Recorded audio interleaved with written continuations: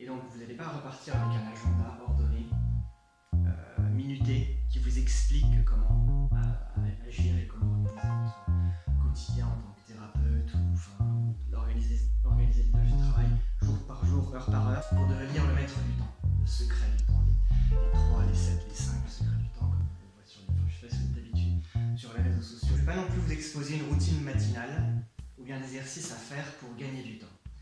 Et parler du temps, en fait, ça va être construire un cadre temporel pour amener à la réflexion. Alors pourquoi associer le temps à la réflexion?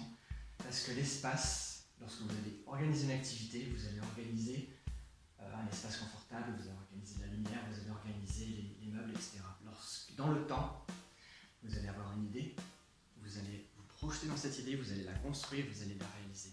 Et ensuite, elle va venir dans le cadre spatio-temporel. Donc c'est comme lorsque vous voulez réaménager votre salon, vous bougez tous les meubles, et bien lorsque vous voulez réaménager votre temps, vous réaménagez vos pensées. Et pour cela, il est nécessaire de prendre un temps de réflexion pour pouvoir vous permettre de choisir ce que vous voulez devenir, choisir comment vous voulez partager votre temps. Alors ma manière de structurer le temps, elle se fait en 5 étapes. La première, c'est définir les priorités, c'est faire l'état des lieux, c'est ce qu'on fait avec les valeurs, c'est ce qu'on fait avec l'ostéopathique en ligne, etc.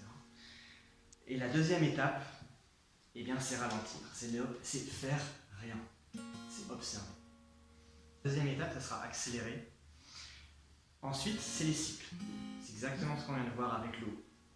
C'est voir le temps de manière cyclique, c'est-à-dire qu'on ne pourra pas passer, comme dans les écoles préparatoires, 2 ans intensifs à étudier tous les soirs pour se préparer pour un examen. On peut le faire, mais en alternant des temps de récupération. C'est comme ça qu'on arrive au burn-out.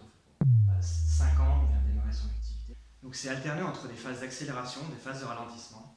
Et la finalité de tout ça, c'est l'autre. C'est repartager son temps. Alors ça peut être repartager son temps avec une passion, avec une activité, mais également avec les gens. Que chaque jour soit vécu comme le dernier, en conscience, non pas pour le gaspiller, mais pour faire en un jour l'œuvre de toute une vie, et que chaque moment soit l'univers. Faites en sorte que chaque jour compte dans votre vie.